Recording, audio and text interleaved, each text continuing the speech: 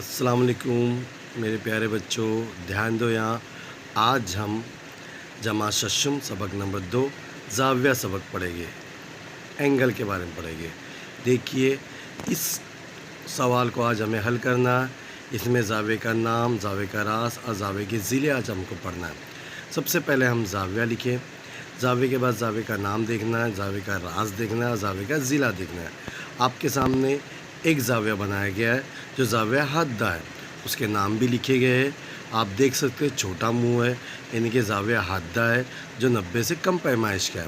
تو زاویہ کا نام آپ دیکھ سکتے ہیں کہ آپ کے پاس PYR، ایک اس طرح سے نام لکھا جا سکتا ہے اور دوسرا RYP، اس طرح سے نام لکھا جاتا ہے۔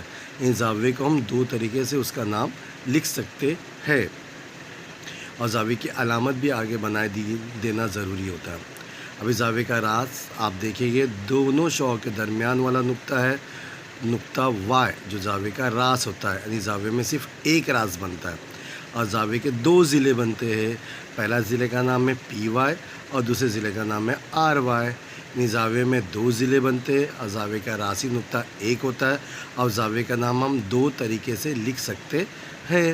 اب آپ نے زاویہ کے بارے میں یہ پڑھا، سوال ایک حل کیا میں نے۔ اب اس طرح سے میں نے آپ کو دوسرا سوال دیا ہے، ایک شکل دی گئی ہے جس میں زاویہ کا نام ہے، پھر دوسری شکل ہے اس میں بھی نام دیا گیا ہے زاویہ کا۔